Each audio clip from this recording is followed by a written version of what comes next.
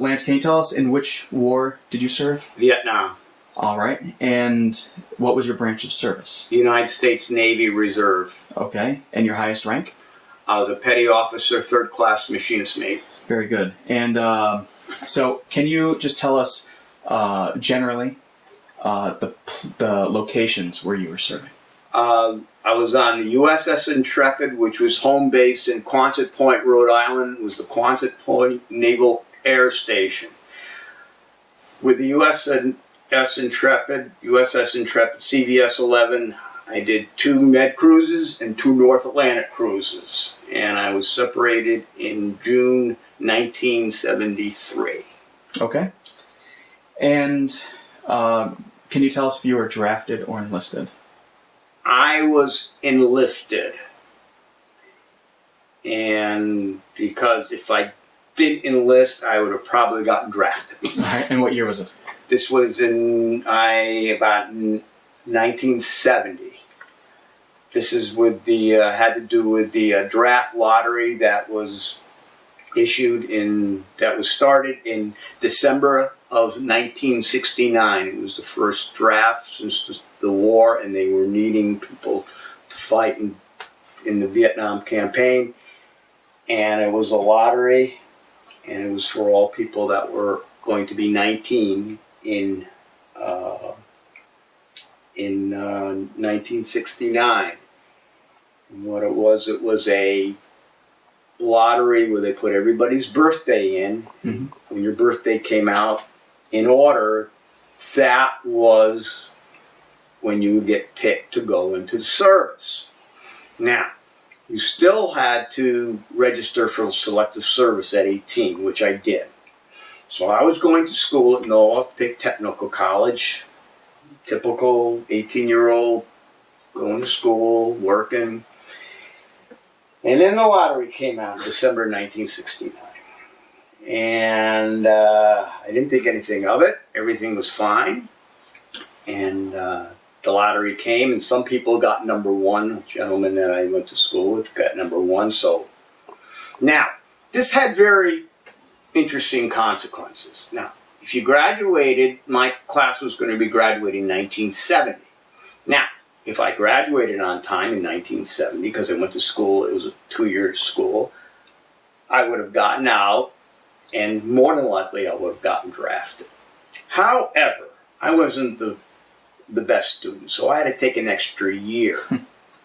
Because I did not graduate with my class, and I'm sure the selective service would know that I was going for another year, they would revert to the number that I got, which my birthday was December 24th, and if you look on the lottery results, I would have been number 95. Now, according to the statistics, I would have a very good chance of being drafted. So I didn't want to be drafted. I want to have a little self-determination where I was serving. Right. So I was living in Milford, Connecticut, and I went down in June of 1970 to the United States Naval Reserve Center in New Haven, Connecticut, and I enlisted. Now I went to the induction center. I went through like I was getting drafted. It was in New Haven, Connecticut, and I was assigned to a military training division. That means one night a week I would go to the meetings. So this is before basic training. This is before basic training. I'm going to get into that. Yeah. Now, because I was going 3 hours, 4 hours a week on Monday night, and I know it was 1970 because that's when they started Monday Night Football, and I'd miss it all the time, I was issued a sea bag. I had all my uniforms, my stencil that was given to me, and I had to go to boot camp. Now, to answer your question, yes, I did go to boot camp. It was known as an abbreviated boot camp. It was 2 weeks in Great Lakes. Now, I was going to school at the time in 1970, so I had to make it accommodating, so I tell them I could go on these certain dates. Now, I went to boot camp over Christmas and New Year's in 1970. Now, nowadays, a lot of people, when they go to boot camp, they fly them, a nice flight, or the Marine Corps, they have their own setup. No, I took the train from New Haven to Chicago, and then Chicago to Great Lakes. Spent 2 weeks, spent Christmas and New Year's, Christmas 1970, and New Year's in boot camp at Great Lakes. And it was cold. And I remember I told you that I got my sea bag, and some of the fellows that were in my platoon did not have a full sea bag. So to be fair, the senior enlisted guy, his name was Shipfitter Bell, which I can remember to this day. He was like the drill instructor. Said, all right, to be fair with everybody, none of you guys are going to wear your jersey, which is like a sweater. Right. So every time we went out, you basically had your underwear, you had your chamois shirt, chamois pants, and your pea coat and your watch cap. Okay, so I come back from boot camp. Now it's January 1971. I'm finishing up school, and I graduate. I get my associate's degree at Norwalk State Technical College, which is now Norwalk Community College, in June of 1971. So, now, reverting back, since I enlisted in the Navy Reserve, they can't touch me. The draft, instead of 1A, I am, according to my little list here, I am what is known as, I am 1D, actively serving in a reserve component. So no matter what happens, even though they're going to look at there, oh, Lance Weiner is not available. He's already in the Navy Reserve. So now I'm waiting for my orders to go to active duty. Now, it was July 1971, and here I am, 20 years old, and I get my orders to report to the Brooklyn Transit Barracks.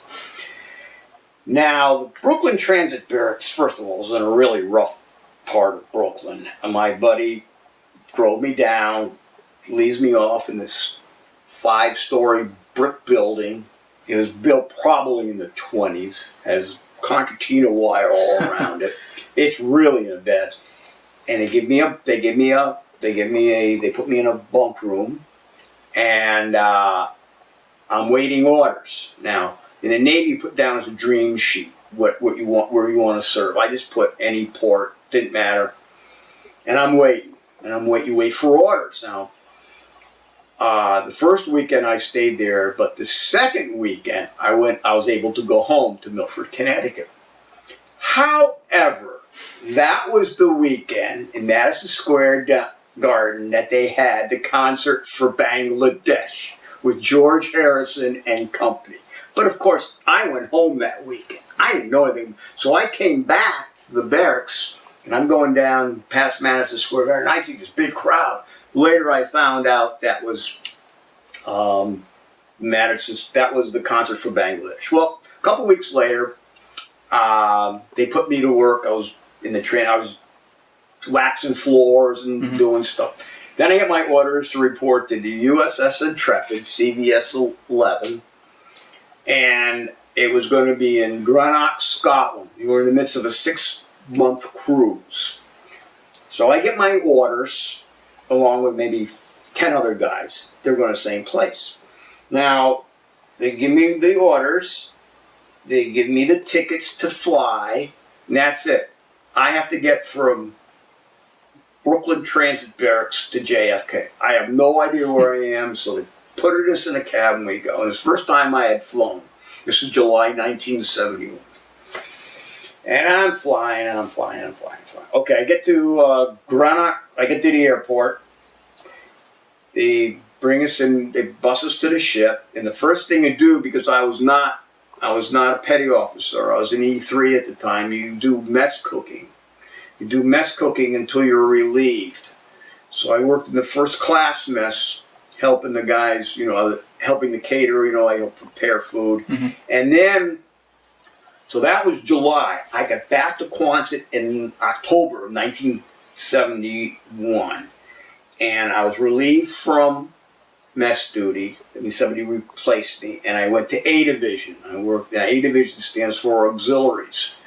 An auxiliary division, they take care of air conditioning, refrigeration, hydraulics, steam heat, and auxiliary equipment above and below decks. And I was in hydraulics. Now, our gang, as it was responsible for the maintenance of the aircraft elevators, and also aft steering and anything that had to do with hydraulics. Right.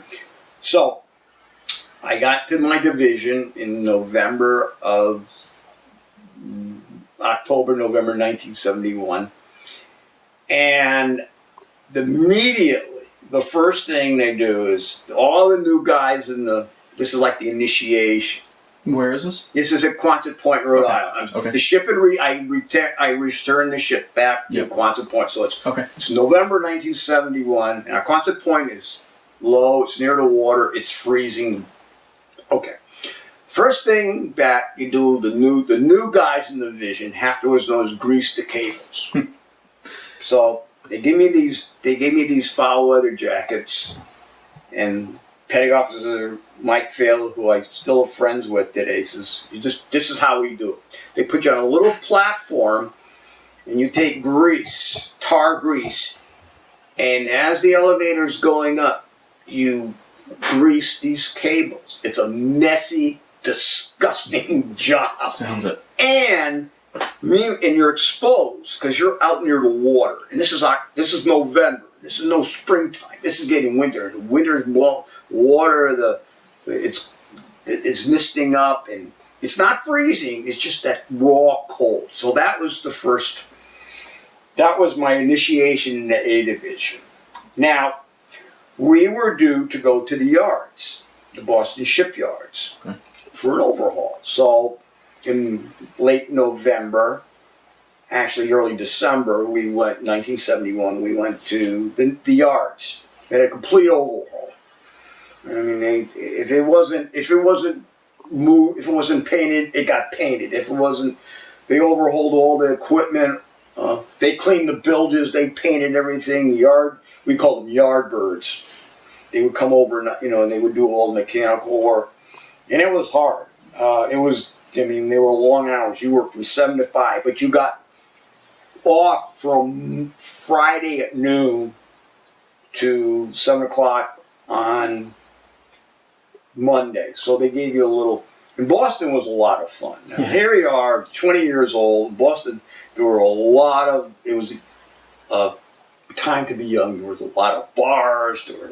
They had a Playboy Club there, which I was a member. I went to the Playboy Club. Okay.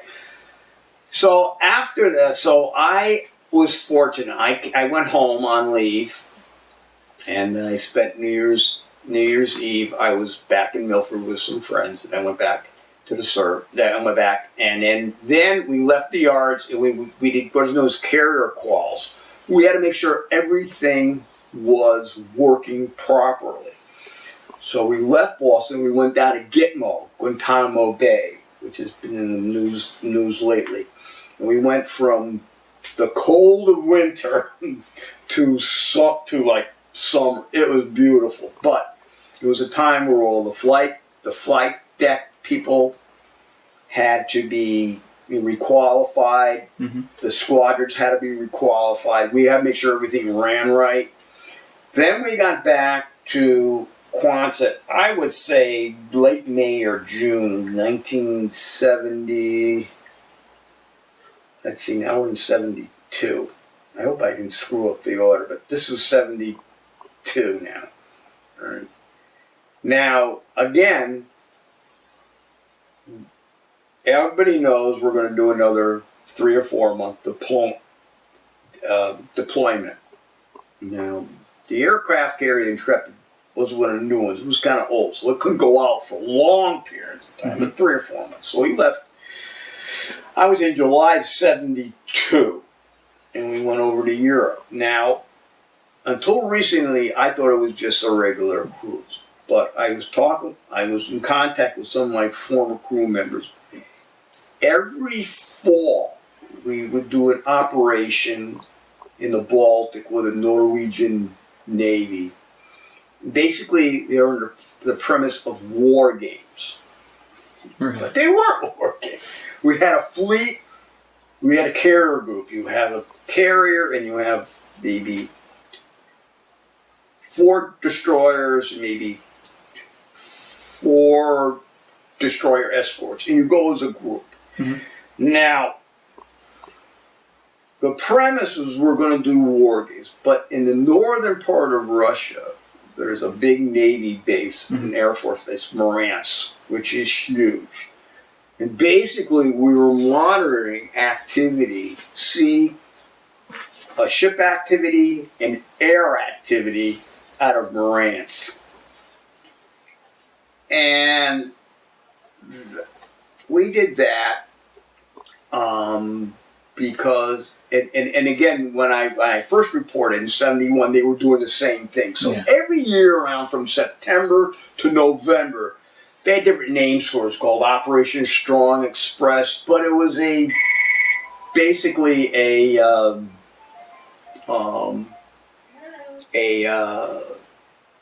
exercise for in the skies of spying on the Russians. Yeah. Then they would strafe us. We had these big I have pictures in my yearbook of these big Russian bombers strafing, looking at us, the fighters.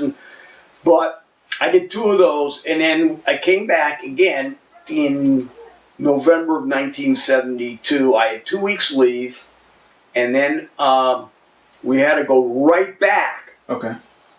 I mean, literally, we had to turn around. We had Thanksgiving, and in the beginning of December 1972. Did you go back to Rhode Island? No, I'm sorry. Go back to overseas again. Okay. We had to relieve an old carrier over there. I mean, this is late 1972, early 1973. Okay. So this time we're going into the Med. And it was nice because the weather was good, but it was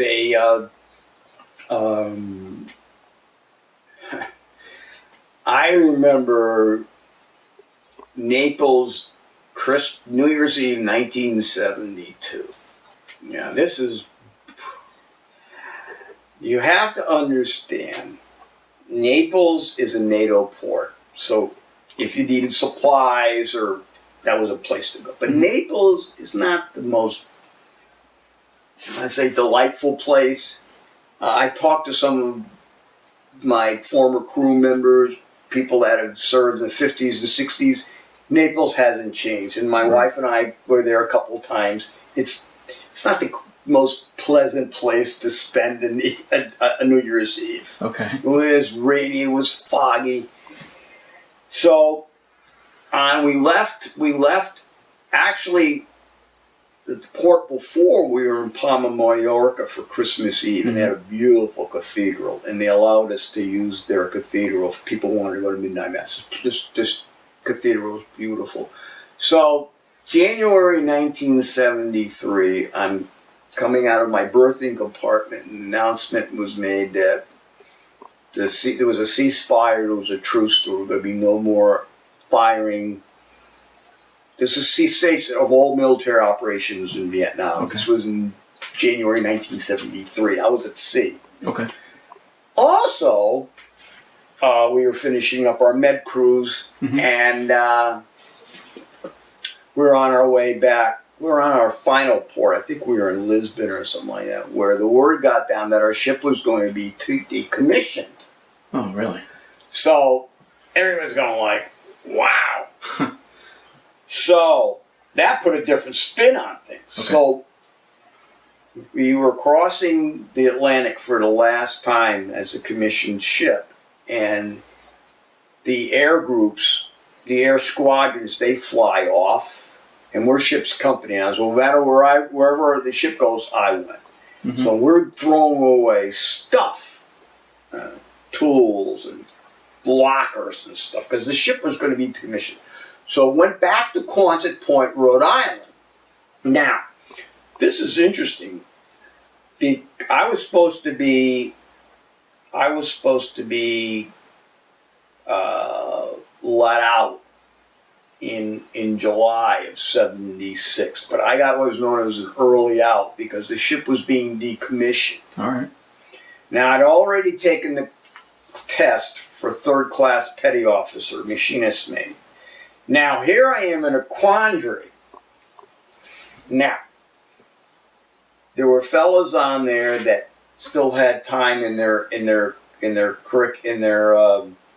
service.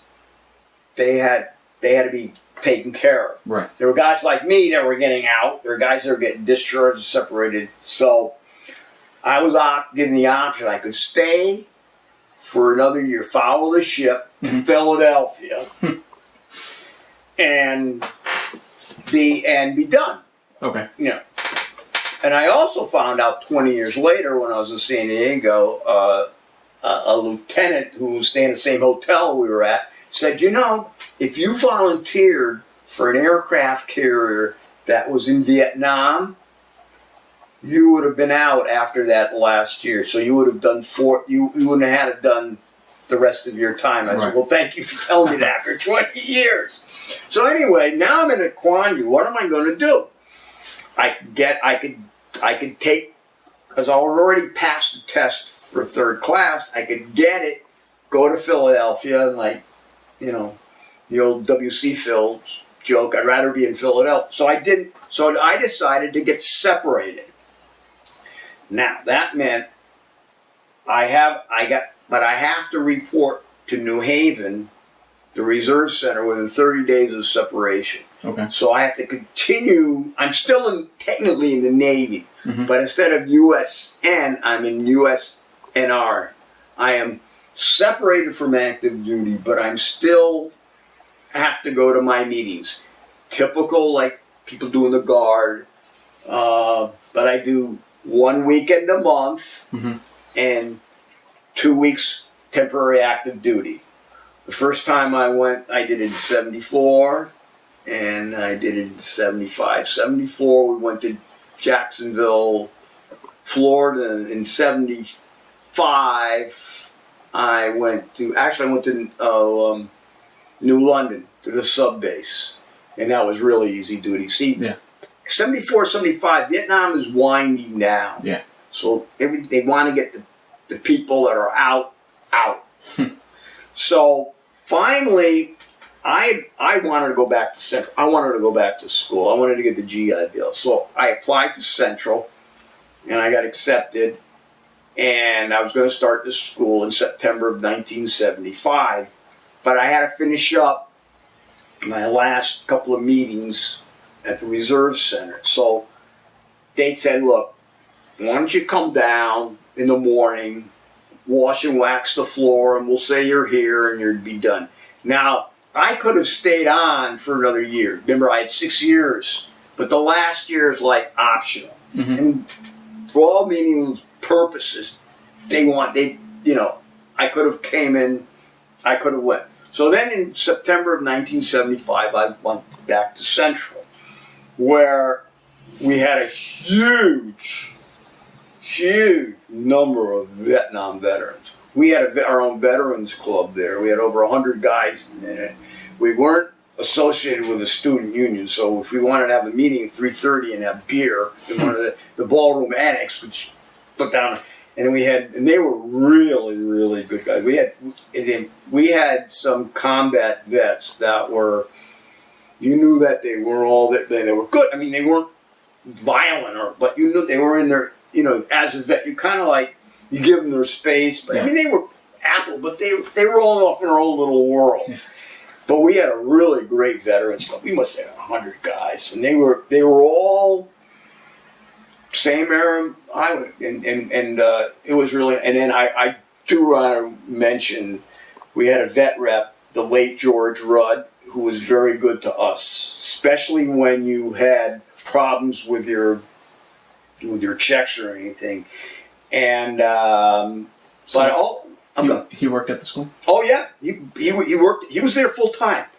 And it was nice. It was the basement of one of the administrative buildings, and they had coffee and they had a sofa. And if you wanted to go down there and study and just be left alone, you could do that if you had a question. And he was on the VA. I mean, and a lot of guys were relying that. I mean, I was getting $201 a month, but there were a lot of guys that had families and needed the money, and they couldn't wait.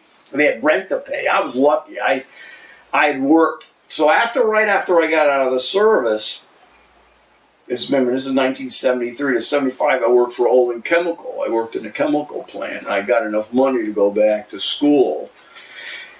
And while I was going working at Olin, I would go, again, my meetings one weekend a month, and then one act.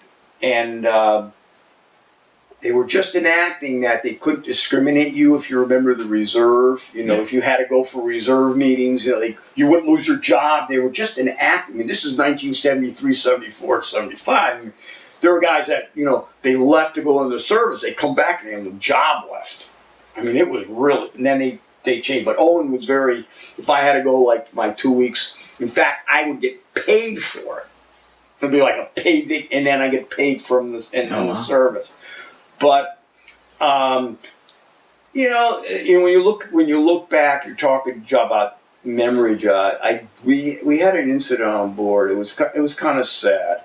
We lost an airman on the flight deck. Now, the flight deck on an aircraft carrier is one of the most dangerous places to be on the ship.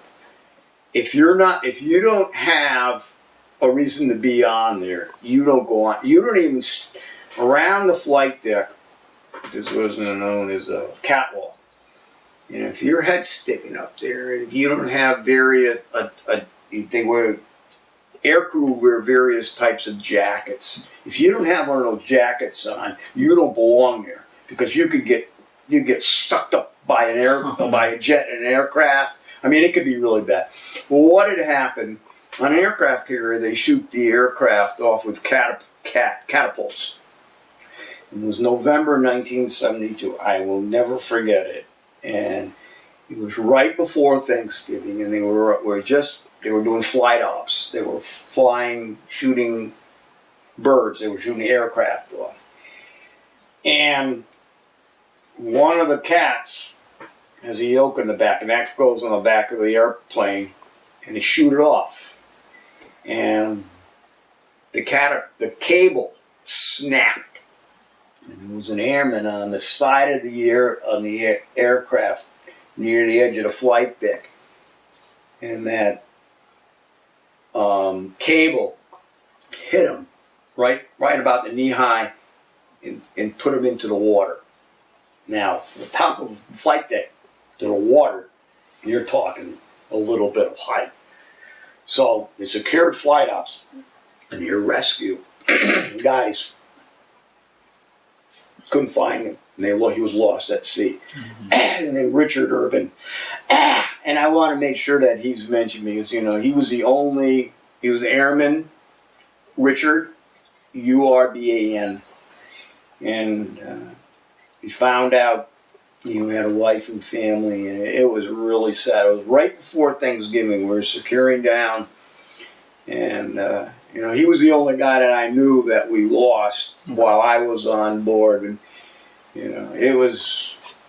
But again, relating to that, right after that, jogging my memory again. This is how observant. Now, it was a cloudy, overcast day where there was nobody on the flight deck, and my chief petty officer said we had what is known as a monopole. It's a type of an antenna. Now, when it's secured, when in flight decks, when it was in operation, it's horizontal. It's horizontal to the water. When flight operations are over, it goes vertical. Now, the flight deck was secured. There was nothing going on.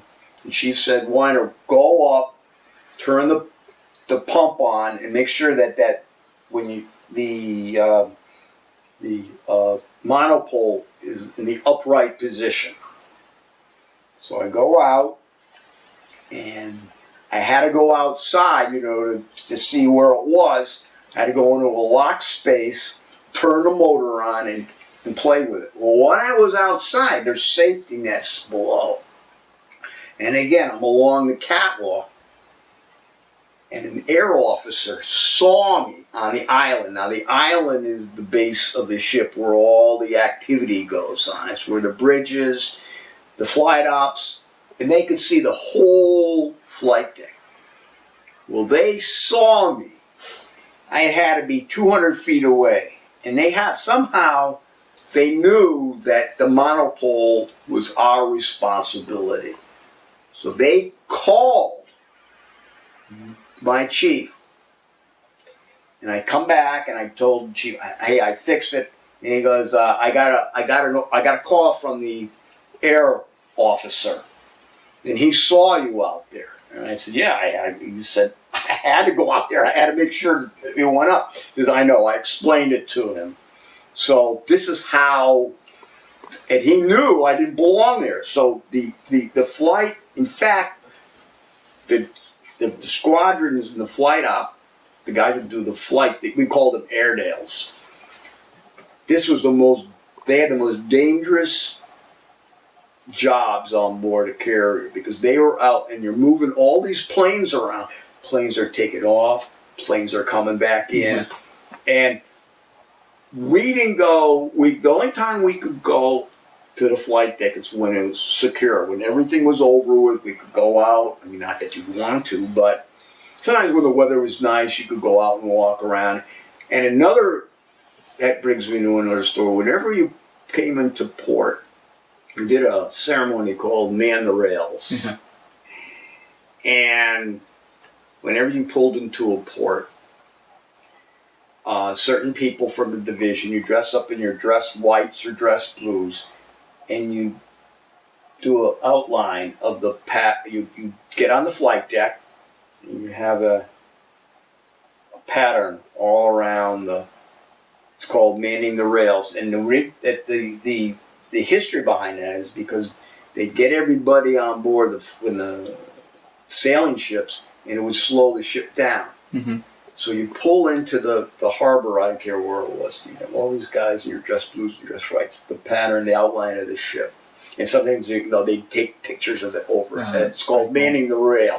And I've done that a couple. It comes like an honor. So, but you have to dress up and And but I had two med crews. I was in Norway, Sweden, England, Ireland, Portugal, Italy. I did most of Western Europe on the cheap. We pull into Amsterdam. You pull into a bar, and you go to a bar. You can get a nice cold Heineken beer for 30 cents. And another thing is, I'm going back a long time. This is 1972 when the little pocket Instamatics came out. I just bought one in July of 1972 at the PX, which is the Navy Exchange where you could get the store. So we go over, and I go into Copenhagen, and I'm taking pictures of the changing of the guard.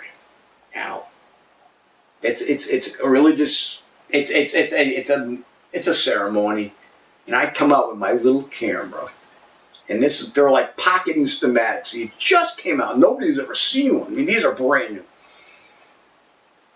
Security policeman comes over and asks me what I'm doing. As I'm taking pictures of the ceremony, you want to know about my camera? I said, well, this is a Kodak camera. It's an Instamatic, they just come out. And he said, he was very interested in it. He said, but don't take pictures.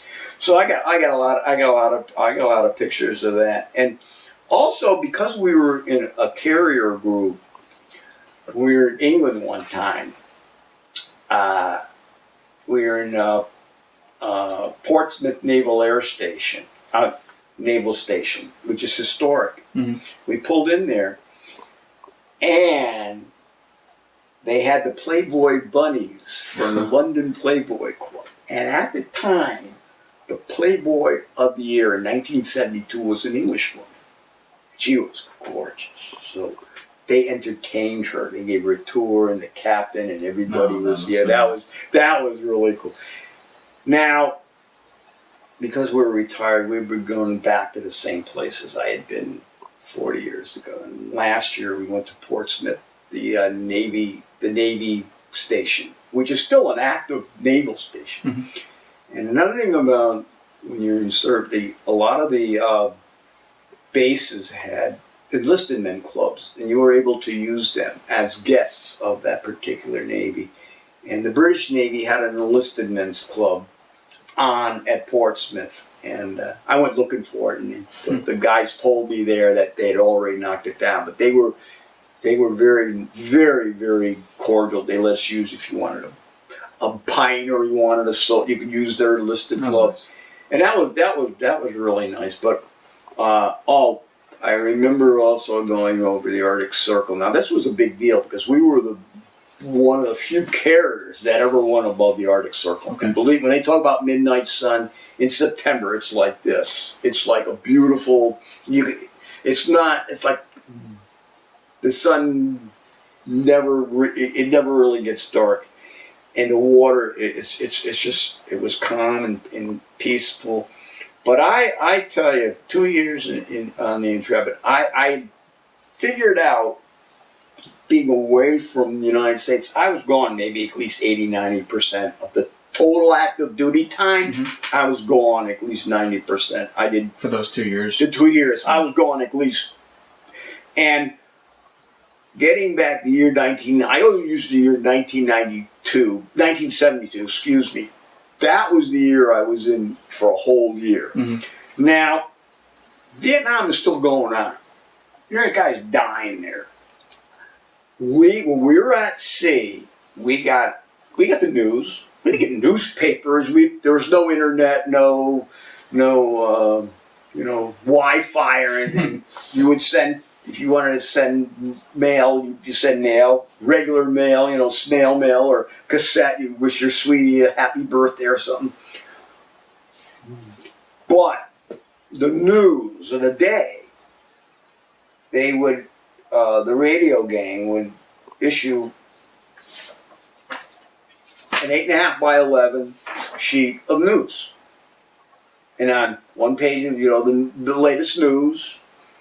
On the back, they might have the balls, the football, baseball. And I was a big football fan, so I wanted to know what was going on. And that was it. You're out at sea. You didn't know what was going on. They had the Olympics going on. We knew that was going. We knew when the Israeli team was killed in Munich. We knew about that. But outside of that, casualties. There were so many people killed in Vietnam. Nobody knew. Yeah. Nobody knew. If somebody had I had the pleasure of telling one of my shipmates that he was a new father. Okay. All I would, because I was senior to him, and I was the senior guy. I had to go down and say that Fireman Wright, go. There's a message for you up the Radio Shack. I did later. He said his wife had just gave birth, but outside you didn't know any. This is.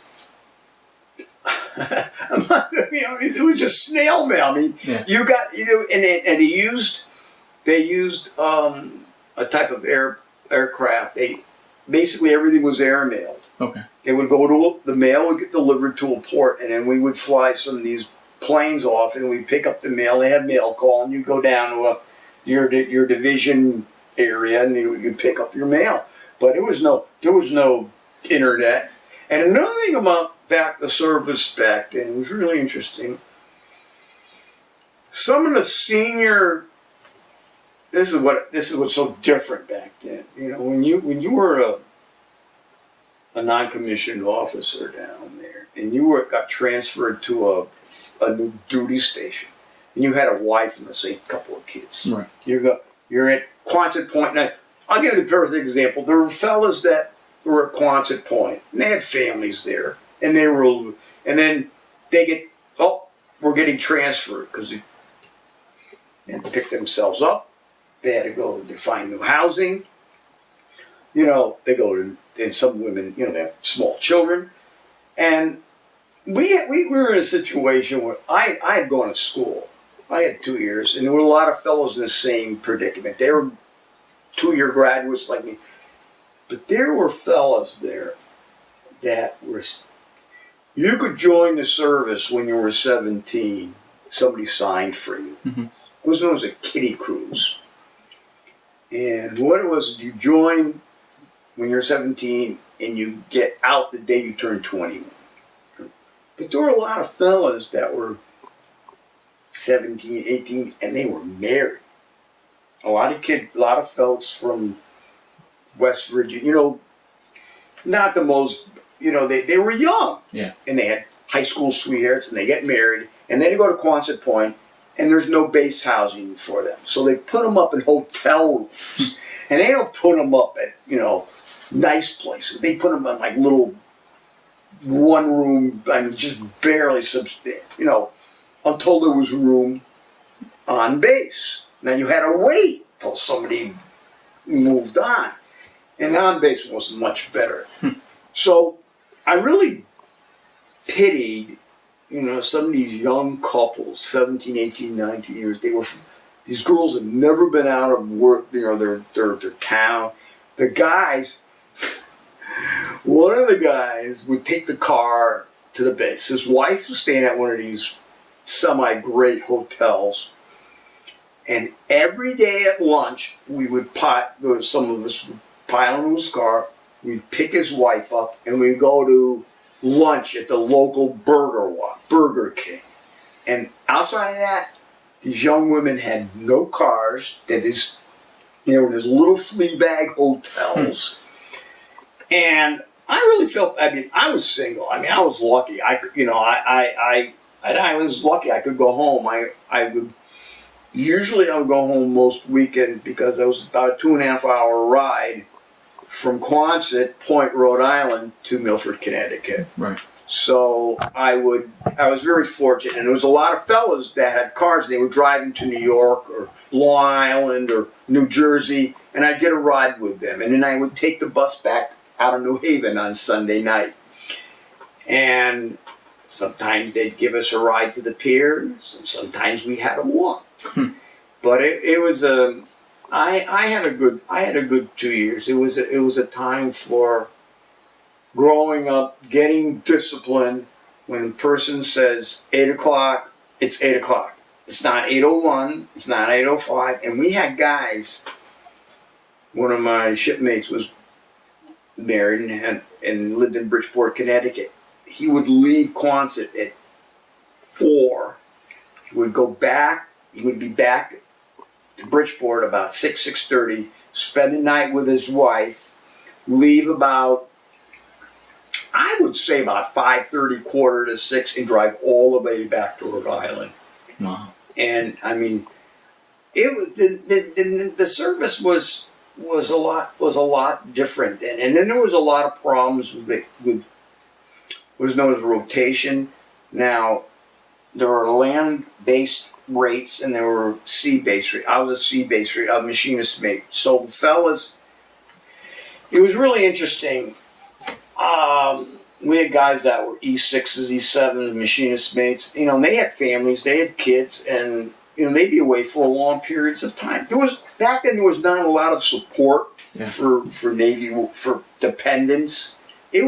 But now, now they got everything. When you go to a new place, they have an ombudsman. Especially some of these larger bases, they didn't have that back then. But the end of the funny about Quonset Point, it was that after I got out, they decommissioned the whole base, and a lot of it became General Dynamics took it over, which is Electric Boat. I have a facility up there. It's completely. They took everything out. But I had a good 2 years. I didn't notice that at the time when I got in January. I remember the date, June 13th, 1973. I drove one of my shipmates home and packed all my stuff in my mother's and my parents' living room.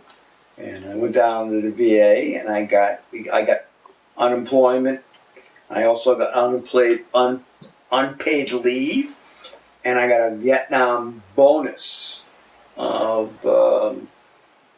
was a Vietnam in Connecticut. They offered a Vietnam bonus. I got $360. It was about $15 a month. That I got that, and then I was a civilian. I looked for a job, and I started working at Olin in August of '73. I stayed there until '75, and then I went back to Central. But as a returning vet, it was a little strange because I was 24 years old, and there were a lot of kids that were 18, 19, and they were just away. They were away from home for the first time, and I could go to the pub at Central. This was 21.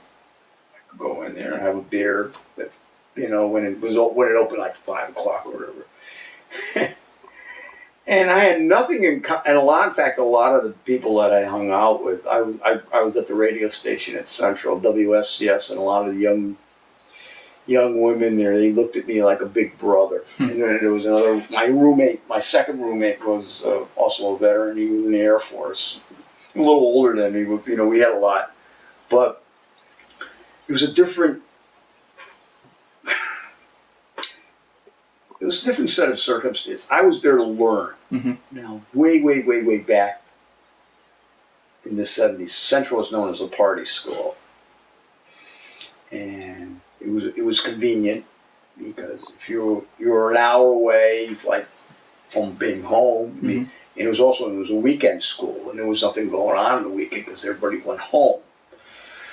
But because I was a veteran and was there to study,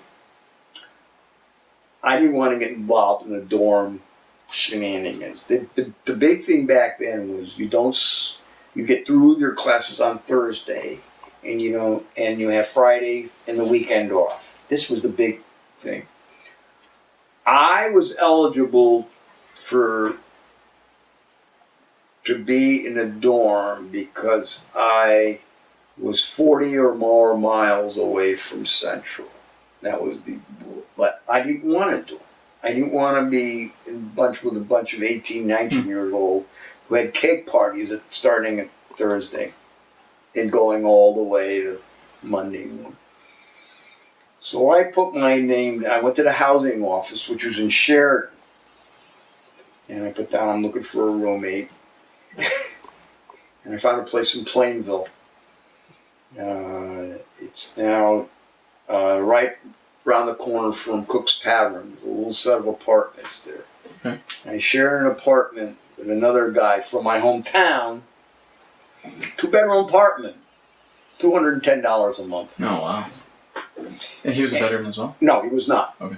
He was with me for 1 year, and the second year, one of the veterans, the Air Force veteran, he moved in with me. What was his name? Rob Warner. Rob Warner. Okay. And he was in Thailand. He was in Utapao, Thailand. He's older. He's 2 years older than I am.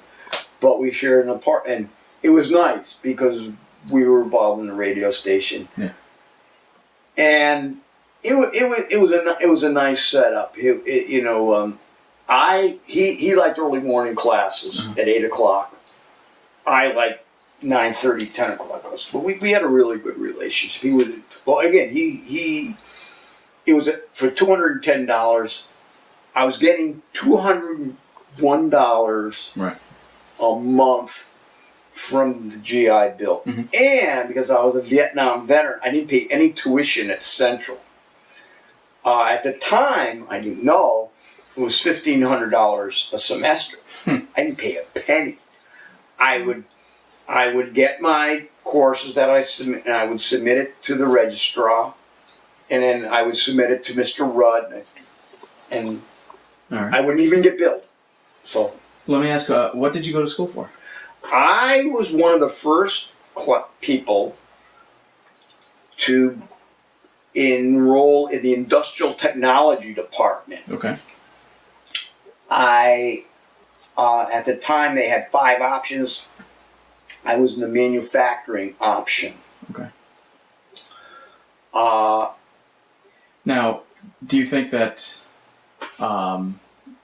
being in the Navy and working with all that equipment sort of influenced your decision to go into industrial technology? Actually, no. Okay. My associate's degree is mechanical engineering technology. But when I was in service, I was an engineering rank. I was an engineering specialty. I was a machinist mate, so I dealt with hydraulic equipment. They must have said I had some mechanical aptitude, but Yeah. I liked. But industrial technology, the courses, the manufacturing option was made out of 5 courses. When I graduated in 1977,